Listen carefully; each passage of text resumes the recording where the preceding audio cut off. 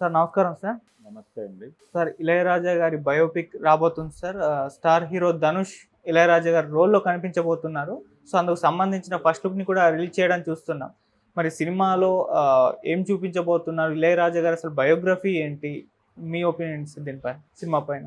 ఇళయరాజా ప్రయాణం, హ్మ్.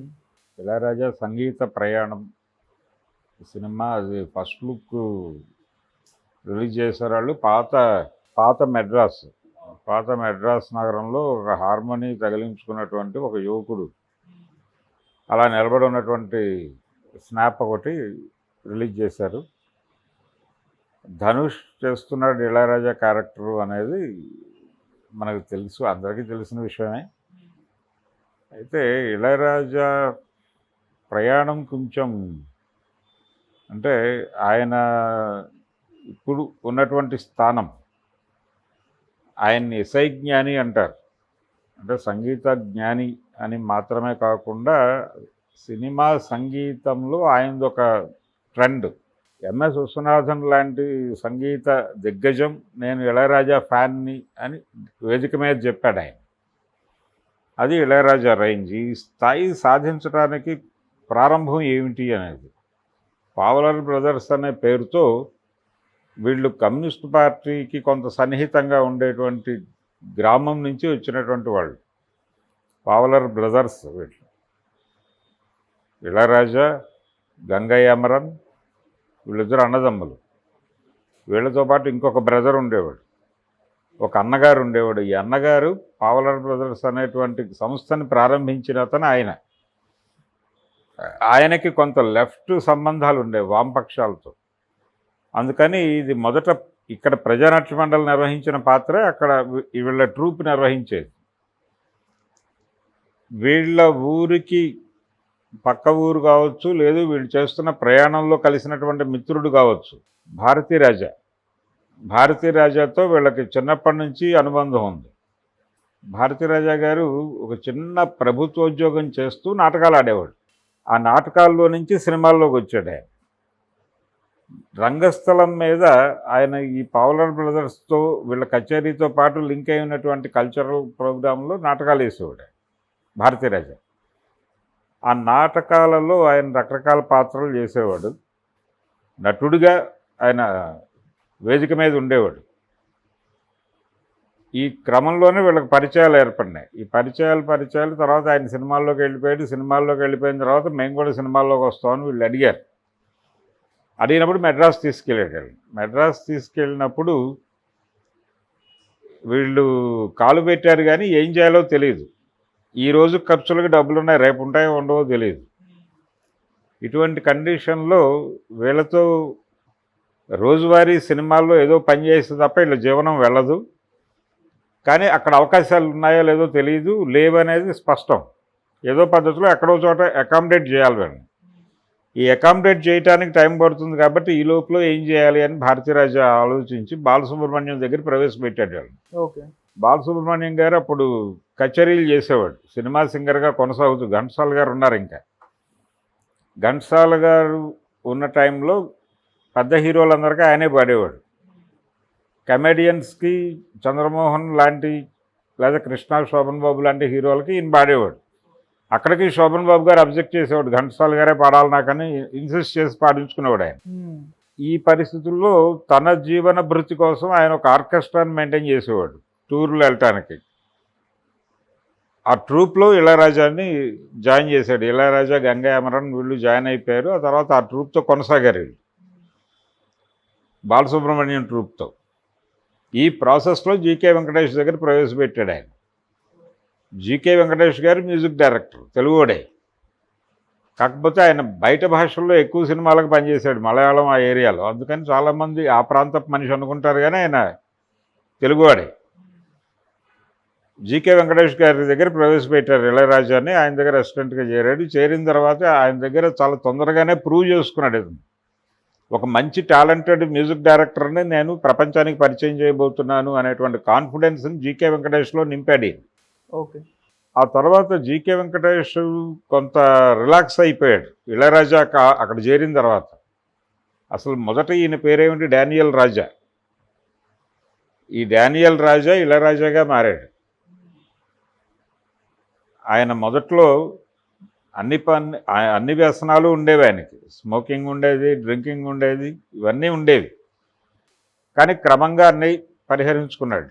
ఈ డానియల్ రాజా అనే పేరు, ఆ ఇళయరాజా అనేటువంటి పేరు తీసుకొచ్చి ఆ పేరుతో పాటు మిగిలినవన్నీ పక్కకు పెట్టేసి ఒక ఆధ్యాత్మిక ఋషిలాగా తన్ని తాను మలుచుకుని కనిపిస్తాడు ఆయనకు. ఇలా బాలసుబ్రహ్మణ్యం గారి ఆర్కెస్ట్రాలో నుంచి జీకే వెంకటేష్ దగ్గరకు వచ్చి జీకే వెంకటేష్ దగ్గర ఆయన చాలా పాటలు ఈయన కంపోజ్ చేసేవాడు ఆయన పేరుతో. రాశాను ప్రేమలేఖలు అని ఒక పాట ఉంటుంది శ్రీదేవి అనే సినిమాలో, బాలసుబ్రహ్మణ్యం పాడాడు ఆ పాట. దాచాను ఆశలన్నీ నీలో అని సాహిత్యం. ఏఆర్ రెహమాన్ ఆయన దగ్గరే కంప్యూటర్ ఆర్గనైజర్గా ఉండేవాడు. ఆ ఉండే క్రమంలో ఒక చిన్న డిస్ప్యూట్, అంటే ఆయన నిరంకుశంగా ఉండేవాడు ఇళయరాజా. వృత్తి పట్ల చాలా నిరంకుశంగా ఉండేవాడు. అలా ఉండాలి అనుకునేవాడు ఆయన. అలా ఉండాలి, అలా ఉంటే తప్ప పని అవ్వదు, మనం అనుకున్నది అనుకున్నట్టు ఎగ్జిక్యూట్ కావాలి అన్న ధోరణిలో అలా నిరంకుశంగా ఉండేవాడు. ఆయన గీతాంజలి సినిమాలో చేసినటువంటి ఒక పాట, ఒళ్ళంతా తుళ్ళింత కావాలిలే అనే గిరిజ మీద చిత్రీకరణ జరిగినటువంటి పాట ట్యూన్ విషయంలో రెహమాన్ చేసినటువంటి కొన్ని వ్యాఖ్యలు నచ్చక అతన్ని ట్రూప్లోంచి తొలగించాడు ఆయన. ఓకే. ఆ తర్వాత తను వెళ్ళి తనదైన పద్ధతిలో అదే మణిరత్నం ద్వారా ఆయన మ్యూజిక్ డైరెక్టర్ అయ్యాడు రోజా సినిమాతో. ఎలాగైతే ఈయన అన్నాకిళి సినిమాలో ఒక ఫీమేల్ సాంగ్తో ప్రవేశించి అప్పటి ఇండస్ట్రీ గతిని మార్చాడో, అలాగే రోజా సినిమాలో ఒక ఫీమేల్ సోలోతో రెహమాన్ ఎంట్రీ ఇచ్చి చిన్ని చిన్ని ఆశ పాట, దాంతో ఒక పెద్ద సక్సెస్ చూశాడు ఆయన. ఇలా రెహమాన్ కూడా అక్కడి నుంచి వచ్చినవాడే, ఆ కాంపౌండ్ నుంచి వచ్చినవాడే. ఇది ఇళయరాజా చరిత్ర. చాలా ఘర్షణలు ఉన్నాయి. ఆయన ఏ బాలసుబ్రహ్మణ్యం అయితే తొలి రోజుల్లో తనకు ఆశ్రయం ఇచ్చాడో తన ఆర్కెస్ట్రాలు, తనకి తన సోదరులకి భోజనం పెట్టాడు, అదే బాలసుబ్రహ్మణ్యంతో చివరి రోజుల్లో ఘర్షణ పడ్డాడు ఆయన. బాలసుబ్రహ్మణ్యం గారు చనిపోవడానికి కొంచెం ముందు, అంటే బాలసుబ్రహ్మణ్యం గారు బయట కచేరీల్లో ఇళయరాజా పాటలు పాడినప్పుడు ఆ రాయల్టీ రావాలి నాకు అని చెప్పి ఈయన కోర్టు నోటీస్ ఇప్పించాడు ఆయన. దాంతో ఆయన మనస్తాపానికి గురయ్యాడు. ఇదేంటి మనవాడు అనుకున్నవాడు నా మీద ఇలా కోర్టు నోటీసులు ఇవ్వటం ఏమిటి, లీగల్ నోటీస్, కోర్టు నోటీస్ కాదు లీగల్ నోటీస్ ఇవ్వటం ఏమిటి అని కొంచెం కోపం వచ్చింది, చిరాకు పడ్డాడు ఆయన. తర్వాత మళ్ళీ కలిసిపోయారు ఇద్దరు. ఇళయరాజా మ్యూజిక్ డైరెక్షన్లో ఆయన ఒక పాట పాడాడు. అలా ఫైనల్గా వాళ్ళిద్దరి మధ్య మళ్ళీ స్నేహమే ఉంది. అలాగే భారతీరాజాతో సుదీర్ఘమైన స్నేహం. భారతీరాజానే తీసుకొచ్చాడు ఇళయరాజాని. ఈ డానియల్ రాజా అనేవాడు ఇళయరాజాగా మారడం వెనకాల భారతీరాజా పాత్ర చాలా ఉంది.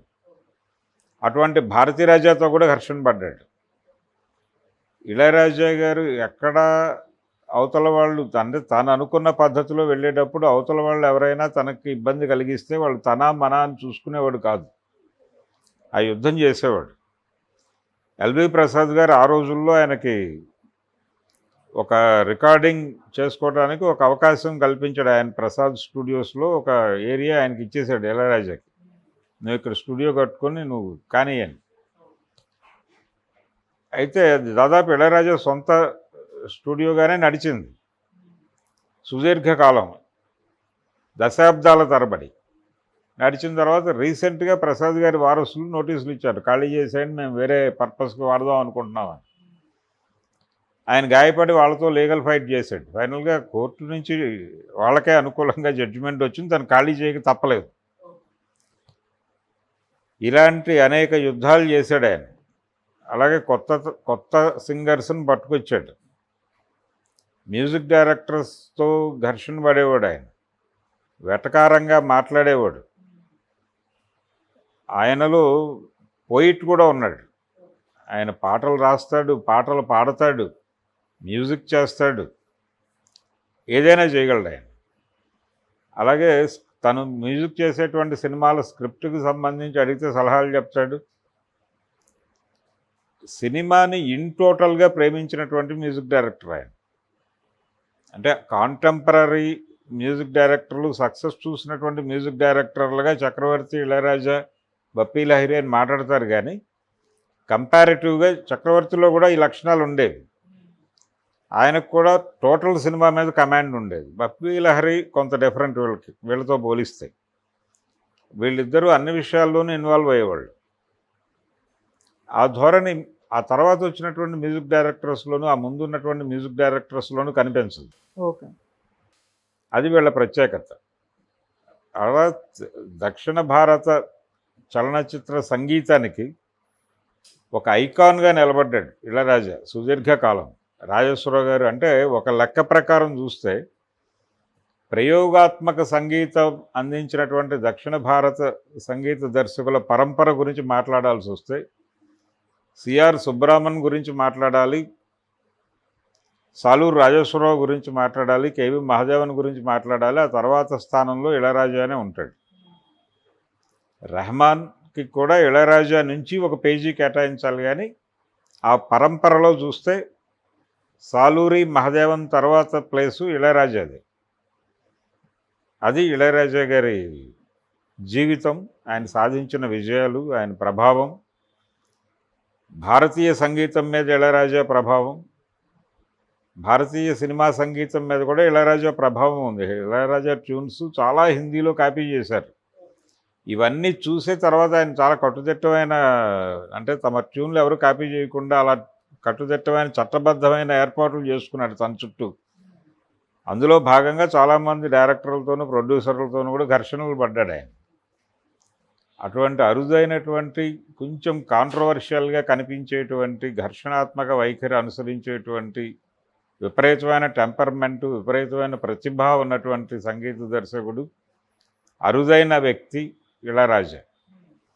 ఆయన మొదట్లో నాస్తికుడిగానే ఉండేవాడు. అంటే కమ్యూనిస్ట్ పార్టీ సభల్లో పాడేవాడు, కొంత నాస్తికత్వంలో ఉండేవాడు. తర్వాత మూకాంబిక భక్తుడయ్యాడు.